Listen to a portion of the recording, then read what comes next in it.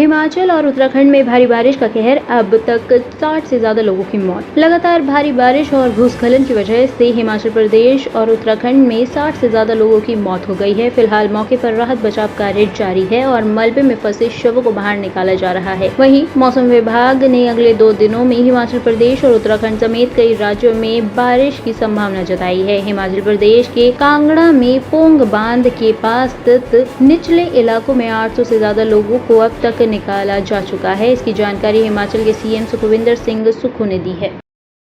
हिमाचल प्रदेश में 2 दिन से आज से मौसम थोड़ा क्लियर था। नहीं, अभी मैं कांगड़ा जा रहा हूं और कांगड़ा में पोंग डैम से जो पानी छुड़ा है उसमें कल शाम तक हमने 650 लोगों को इवैक्यूएट कर लिया था। अब ये देख रहे हैं कि अब कितने लोगों को और रेस्क्यू करना है। कल रात से हमारे वहाँ लोकल लोग भी थे, डीसी भी था, सब लोग थे। तो अभी मैं कांगड़ा में जाने के बाद कांगड़ा के इंदौर और वहाँ जाने के बाद फिर आगे जाऊंगा। कितने लोग फंसे हैं सर? अभी कोई 100 के करीब लोग फंसे हैं जो सुरक्षित है, उनको निकालने का काम चल रहा है। अभी सर शिमला भी रेस्क्यू ऑपरेशन कंटिन्यू है, क्या स्थिति है ओवरऑल? नहीं, शिमला के शिप बॉडी में अभी काम चल रहा है। आज सुबह भी एक शव और मिला है। तो जितने जल्दी हमारी धूप निकलेगी तो हमारा काम स्पीड अप होगा। कल रात को भी स्लैश थे उसमें। तो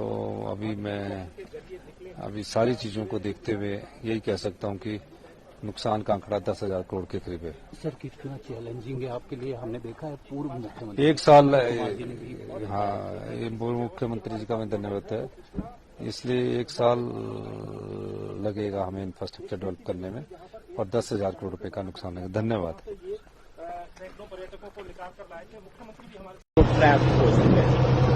जो प्रशासन की ओर से हमें जानकारी मिली है उसके हिसाब से यहाँ पर कुल 21 विक्टिम होने के प्रमाण मिले हुए हैं और उसके हिसाब से 21 हैं। 1-2 लोग और उसमें हो सकते हैं। जैसा कि आपको मालूम ही है कि कल 12 डेड बॉडीज कल तक मिल चुकी थी। आज एक और अभी जस्ट मिला है। तो कुल इस तरह से मिला के 13 डेड बॉडीज हमने यहाँ से रिट्रीव कर लिया है अभी तक। किस तरह का सर्च ऑपरेशन चल रहा है सर? हम देख रहे हैं मैन एंड मशीन डिप्लॉयड है, एनडीआरएफ के कितने लोग हैं, बाकी कौन है? एनडीआरएफ के अलावा यहाँ पर एसडीआरएफ, लोकल पुलिस, आर्मी के जवान और होमगार्ड्स के लोग हैं और सभी लोग मिलके सर्च अभियान में शामिल हैं। हमारी स्पेशलाइज्ड इक्विपमेंट हम यूज कर रहे हैं अदर देन जो हैवी मशीनरी है। तो इस तरह से एक साथ साझा कार्यक्रम चल रहा है यहाँ पर। और ये जानना चाहेंगे क्योंकि जितनी बॉडीज रिट्रीव हो रही हैं वो डाउन स्ट्रीम रिट्रीव हो रही है, तो क्या कोई जो सर्च ऑपरेशन है, स्ट्रैटेजी बदलने का प्लानिंग है? यहाँ कह रहे हैं, लोकल कह रहे हैं जो हॉल है, जो हॉल था पूजा का, वहाँ बॉडीज हो सकती हैं। तो किस तरह से प्लानिंग चल रही है? जिस वक्त हादसा हुआ उस वक्त पूजा चल रहा था और उसमें दबे होने की आशंका है।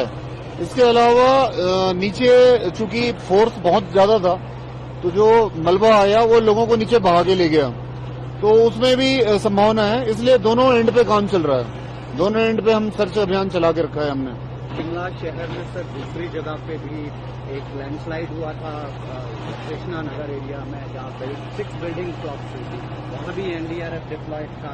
वहाँ की स्थिति क्या है? According to the local police, bodies have been recovered. शायद एक बॉडी के कुछ पार्ट्स हैं, वहाँ रेस्क्यू चल रहा है या सर्च ऑपरेशन क्लोज कर दिया? वहाँ पर भी हमारी एनडीआरएफ की टीम है और मैं कल रात में जब हादसा हुआ तो उसके आधे घंटे बाद मैं पहुंच गया था वहाँ पर हमारी टीम को लेके और हमने 2 डेड बॉडीज रिकवर करी थी। एक कंप्लीट था, एक का कुछ पार्ट था। तो उसमें सर्च अभियान अभी भी चला हुआ है और उसमें मलबा बहुत ज्यादा है और उसमें हम अपने स्पेशलाइज्ड इक्विपमेंट यूज कर रहे हैं, कटिंग का काम कर रहे हैं, साथ ही साथ हैवी मशीनरी भी प्रशासन यूज कर रहा है। तो वहाँ भी दोनों एंड पे काम चला हुआ है। तो कितना चैलेंजिंग रहने वाला है and what time do you think कि यहाँ टेम्पल एरिया में लगेगा जो आपका सर्च कंप्लीट होगा? सर्च कंप्लीट होने का पूरी तरह से पुख्ता जानकारी देना पॉसिबल नहीं है क्योंकि जो नीचे डेड बॉडीज जहां तक गई हैं उसका फैलाव लगभग 2 किलोमीटर तक का है। लेकिन आज शाम तक जो है काफी स्थिति ठीक हो जाएगी, मुझे ऐसा उम्मीद है। तो अब जो मैन एंड मशीनरी दोनों तरफ से चलेगा या प्राइमरी मशीनरी पे फोकस किया जाएगा? जी हाँ, दोनों तरीके से चलेगा क्योंकि नीचे वाले इलाके में मशीनरी यूज नहीं हो सकती, मैनुअल ही काम करना पड़ेगा। ऊपर जो एरिया स्पॉट जहाँ पर काम चल रहा है वहाँ पर हैवी मशीनरी यूज होंगी।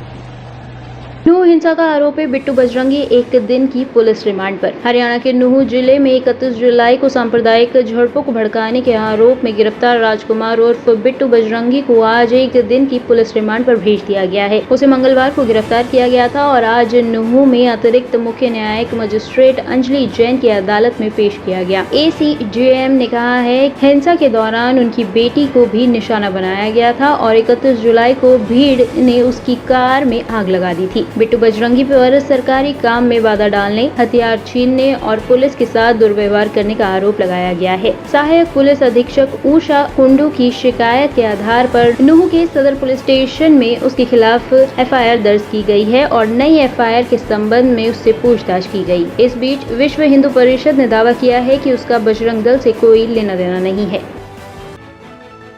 आनंद विहार बस अड्डे के पास ट्रक ने बुजुर्ग महिला को कुचला, महिला की मौके पर मौत। दिल्ली के आनंद विहार बस अड्डे के महाराजगंज चेक पोस्ट के पास बुजुर्ग महिला को तेज रफ्तार ट्रक ने कुचल दिया है। मौके पर पुलिस ने ट्रक को कब्जे में ले लिया। मृतक बुजुर्ग की पहचान गुलाबो देवी के रूप में हुई है। मृतक बुजुर्ग के परिजनों का कहना है कि गंगा नहाकर अपने घर नजफगढ़ बस पकड़ने जा रही थी, तभी अचानक से सामने से ट्रक ने महिला को कुचल दिया और मौके पर ही उनकी मौत हो गई। कहाँ से कहाँ जा रहे थे?